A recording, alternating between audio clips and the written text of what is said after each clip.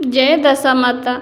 दशा माता का व्रत आ गया है। दशा माता का व्रत वर्ष में केवल एक ही दिन आता है और होली के 10 दिन बाद दशा माता का व्रत पड़ता है। यह व्रत बहुत ही अद्भुत है और यह व्रत करने वाले के घर से बुरी दशा दूर हो जाती है। घर की सभी दशाएं सुधर जाती है, अर्थात सारे बिगड़े कार्य बनने लगते हैं। यदि आपके कार्य पहले से ही बन रहे हैं तब भी आप इस व्रत को, इस पूजन को, इस दिन उपाय को अवश्य ही कीजिएगा और भी दशा सुधर जाती है। दशा माता ऊंट पर बैठ कर के आती है और दशा माता की पूजन विधि विधान से करने से हमारे समस्त कार्यों में हमें सफलता प्राप्त होती है। आप किसी भी प्रकार के कार्य हो, आपको सभी कार्यों में सफलता अवश्य ही प्राप्त होगी। आइए पूज्य गुरु जी पंडित प्रदीप जी मिश्रा की कथा के कुछ उपाय जो दशा माता के व्रत में और दशा माता के दिन किए जाते हैं, तो आइए जान लेते हैं। सबसे पहले जान लेते हैं दशा माता की पूजा कहाँ पर होती है। तो दशा माता की जो पूजन है वह पीपल के वृक्ष के पास होती है, पीपल के वृक्ष की जड़ में होती है। और इस दिन यदि गुरुवार पड़े, रविवार पड़े, कोई भी बार पड़े, तब भी हम पीपल के वृक्ष की जड़ में पूजन कर सकते हैं। तो इस श्रृंखला में कल दशा माता का पूजन किया जाएगा और गुरुवार का दिन है, 4 अप्रैल का दिन है। तो इस पर हम क्या करेंगे, सबसे पहले हम जान लेते हैं दशा माता की पूजन सामग्री। इसमें आपको क्या क्या आवश्यकता पड़ेगी। गोल सुपारी लेनी है, आप 1 सुपारी ले लीजिए। एक पीपल का पत्ता लेना है, पीपल का पत्ता आप पेड़ के पास जाकर भी ले सकते हैं। कच्चा सूत लेना है, हल्दी लेनी है, पिसी हुई हल्दी ले लीजिएगा और 1 लोटा शुद्ध जल लेना है अपने घर का। पूजन सामग्री में गेहूं के दाने ले लीजिए, 10 रुपये के सिक्के ले लीजिए, क्योंकि इस पूजन में 10-10 का अधिक महत्व है। तो आप ज़्यादातर संख्याएं 10 की संख्या में ही लें और अपने ही घर का सामान लेना है। इस दिन किसी को भी कुछ देना नहीं है, किसी से कुछ लेना नहीं है। तो सारी पूजन सामग्री जो है अपनी थाली में अपनी पूरी रख लें आप देख करके। लेने के पश्चात आपको चले जाना है पीपल के वृक्ष की जड़ में। पीपल के वृक्ष की ओर अर्थात पूर्व दिशा की ओर मुख करके बैठ जाइए। थोड़ा सा जल का छिड़काव कीजिए, फिर जो हल्दी आपने ली है उससे वहीं पे स्वास्तिक का निर्माण कीजिए। स्वास्तिक बनाने के पश्चात एक पीपल के पत्ते पर जो गोल सुपारी ली है उसमें थोड़ा सा कलावे लपेट करके गणेश जी का निर्माण कर दीजिए। गणेश जी को वहीं पे विराजमान कर दीजिए। पीपल के वृक्ष में जल समर्पित कर दीजिए और जो सुपारी के गणेश जी आपने बनाए हैं उनकी पूजन कर लीजिए। कुमकुम रोली चढ़ा करके, अक्षत के दाने समर्पित करके आप पूजन कर लीजिए गणेश जी की। उसके पश्चात पूजन करने के बाद जैसे आपके गणेश जी की पूजन हो गई, उसके बाद जो कच्चा सूत आपने लिया है, जिसे आप या तो गले में पहनेंगे या अपने धन रखने के स्थान पर रखेंगे, कच्चे सूत के आपको 10 धागे बना लेने हैं। अर्थात ऐसे लपेट लपेट के उसको 10 हिस्से करने हैं उसके, 1 धागा, 2 धागा, 3 धागा, ऐसे करके 10 धागे को ले करके उसको हल्दी से पीला कर लेना है। अपने गले के माप का बना लीजिए। यदि आप गले में पहनना चाहते हैं अर्थात धन रखने के स्थान पर रखना चाहते हैं तब भी आप इतना बड़ा बना लीजिए कि आपके गले में वह आ जाए।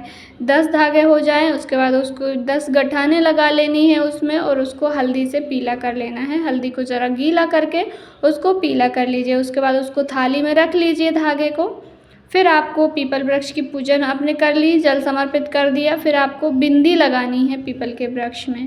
आप 10 बिंदी हल्दी की लगा दीजिए, 10 कुमकुम की लगा दीजिए, चाहे तो आप 10 मेहंदी की भी बांधने के बाद उसको आपके घर में तिजोरी जहाँ पर आप रुपए पैसे रखते हैं अपनी, तो आप किसी भी सुरक्षित स्थान पर तिजोरी में आप रख करके उसको रखिए। 1 साल के अंदर ही नीचे से ऊपर की ओर लगाते हैं, खुद ब खुद नजर आएगी। नीचे लगाई, फिर ऊपर, फिर ऊपर, फिर ऊपर, ऐसे करके आपको 10-10 बिंदियाँ लगा लेनी हैं। यदि आप पहले से पूजन करते आ रहे हैं तो जिस प्रकार से आपके घर में काजल की, मेहंदी की, हल्दी की, कुमकुम की बिंदियाँ लगती हैं उसी प्रकार से आप बिंदियों को लगा लीजिए। उसके बाद जो आपने 10 सिक्के लिए हैं उन्हें भी वहीं पर पीपल की जड़ में ही रख दीजिए, समर्पित कर दीजिए। उसके बाद आपको जो गेहूं के दाने लाए हैं उससे छोटी छोटी सी 10 ढेरी बना लेनी है। आपको 10 हिस्से कर देने हैं उसके छोटे छोटे से। उसके बाद आपको भोग लगा देना है। गेहूं के आटे से बनी हुई सामग्री का इस दिन भोग लगता है, तो आप गेहूं से हो सके तो हलवा बना करके, आटा सेक करके हलवा बनाकर भी ला सकते हैं, अन्यथा आप पंजीरी भी ला सकते हैं। आटे को सेक कर उसमें घी शक्कर मिलाकर वह पंजीरी भी आप ला सकते हैं। उसके भी आपको 10 भोग लगाने हैं, अर्थात 10 चम्मच भोग लगाने हैं, छोटे छोटे चम्मच करके उसका भोग लगा दीजिए। उसके पश्चात अब देखिए, ध्यान से सुनिएगा, आपको जो धागा पूजन हो जाने के पश्चात कथा सुनने का विधान है और पीपल वृक्ष की पूजन के बाद आपको परिक्रमा भी लगानी है। तो यदि आप कथा वहीं पे सुनते हैं या पढ़ते हैं या तो मोबाइल के ज़रिए सुनते हैं, तो आप सबसे पहले गेहूं के 10 दाने अपने हथेली में रख लीजिए। हथेली में रखने के पश्चात जो पीला धागा आपने किया है 10 नोट वाला, गठान वाला, उसको अपने हाथ की हथेली में रख लीजिए। उसके पश्चात आपको नल और दमयंती की कथा सुननी है, वह आप गूगल पर भी निकाल के सुन सकते हैं, या तो आपके पास पुस्तक है तो पुस्तक में से सुन लीजिए।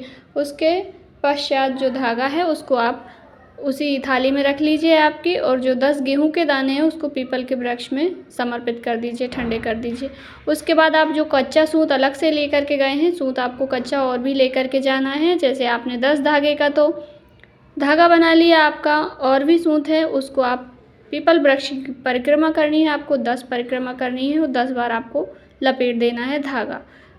परिक्रमा करने के पश्चात आप प्रार्थना करके आइए, हमारे घर की दशा उल्टी चल रही है, दशा माता इसे सीधा कर दीजिए। जो भी आपकी कामना जो भी आपको कहनी है दशा माता से, पीपल के वृक्ष के समक्ष में वहीं पे बैठ करके अपनी सारी कामनाएं कह दीजिए, सारे दुखड़े सुना दीजिए। उसके पश्चात आपको घर आ जाना है। घर आओगे तब आपके थाली में हल्दी बची होगी, थोड़ी सी हल्दी से अपने मुख्य द्वार के सीधे ओर या तो ऊपर की ओर एक स्वास्तिक हल्दी से बना दीजिए। और आप चाहें तो आप हल्दी के छापे भी अपने घर के दरवाजे पर मुख्य द्वार के साइड में लगा सकते हैं। 10 छापे लगा दीजिए।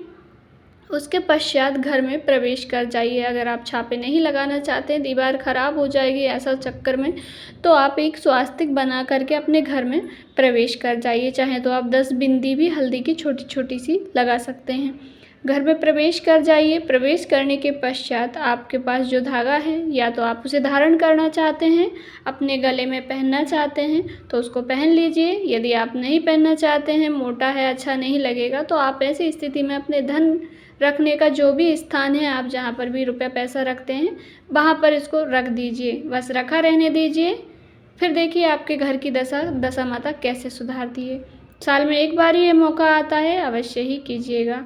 जानकारी अच्छी लगी हो तो वीडियो को लाइक ज़रूर करें।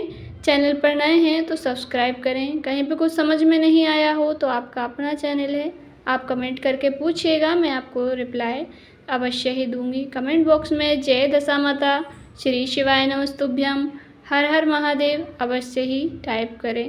भोलेनाथ की कृपा से आपकी सारी मनोकामनाएं पूर्ण हो। श्री शिवाय नमस्तुभ्यम।